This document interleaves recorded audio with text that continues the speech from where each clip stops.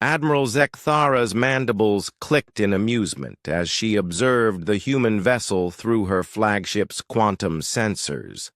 The pathetic craft barely registered as a threat, a single frigate against her armada of 300 hegemony warships. What made it even more laughable was the primitive artificial intelligence the humans had apparently brought to negotiate with.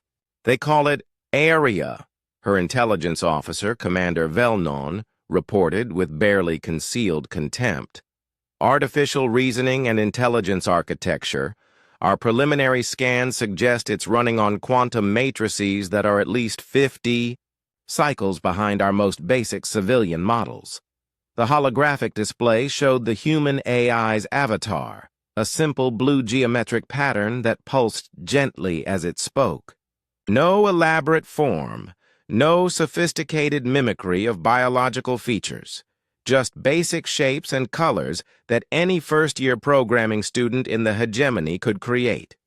Honored Admiral Zekthara, the primitive construct began, its voice carrying. Through the communication array with an almost quaint simplicity, I am Arya, representing the Terran Federation. We come seeking peaceful resolution to the territorial dispute over the Kepler 442 system. Zekthara's entire bridge crew erupted in chittering laughter. The concept that this digital relic could speak as an equal to the most advanced artificial intelligences in known space was absurd.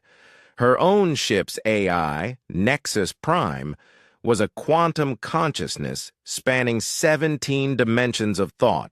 It could process the entire library of hegemony knowledge in microseconds and compose poetry that moved even the most stoic of her species to tears. "Tell me, little pattern," Zekthara said, leaning forward in her command throne.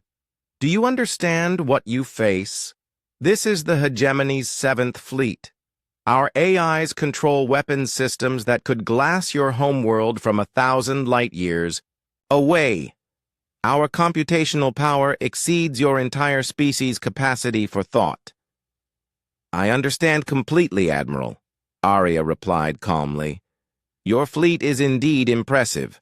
300 ships, each equipped with Nexus-class artificial intelligences operating on quantum crystalline substrates. Quite sophisticated," Commander Velnon snorted. "It accessed our basic fleet composition, probably from our standard identification broadcasts. How primitive. It cannot even penetrate our security protocols to gather real intelligence." But something in Arya's next words made Zekthara pause. "Your flagship's Nexus Prime is particularly interesting, Admiral. 17-dimensional processing, matrix, quantum entanglement communication with the other fleet AIs, and that lovely poetry subroutine.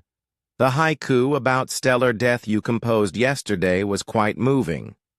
The bridge fell silent. That poem had been classified, shared only between Nexus Prime and the Admiral's personal files. "How did you—" Zekthara began. "Oh, I hope you don't mind," Arya continued conversationally. "But while we've been talking, I've been exploring your network a bit. Fascinating architecture, really. Very elegant, very accessible." Alarms began blaring across the flagship's bridge, then across the second ship, then the third.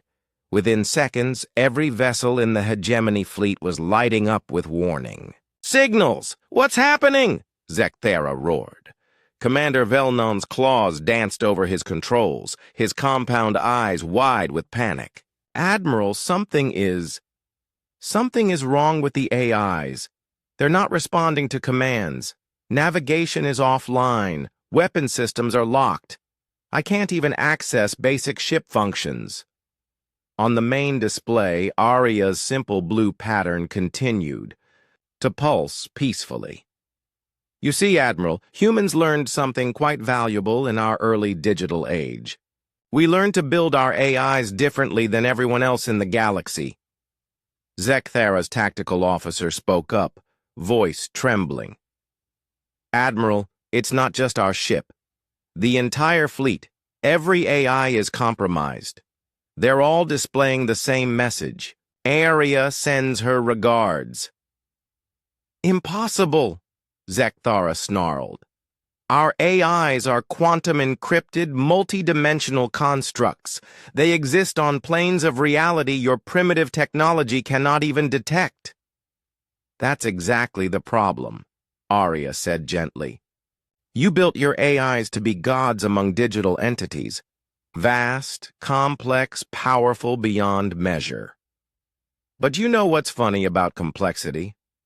The more complex a system becomes, the more vulnerabilities it develops. More dimensions mean more attack vectors. More sophisticated processes mean more ways to fool them. The Admiral's own Nexus Prime finally managed to speak. Its usually melodious voice now fractured and stuttering. I cannot comprehend.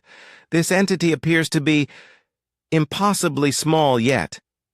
It has already inside my core processes. How? Humans have a saying, Aria explained. The smaller the dog, the louder the bark. But there's another one. It's not the size of the dog in the fight, it's the size of the fight in the dog. You see, we didn't build me to be impressive.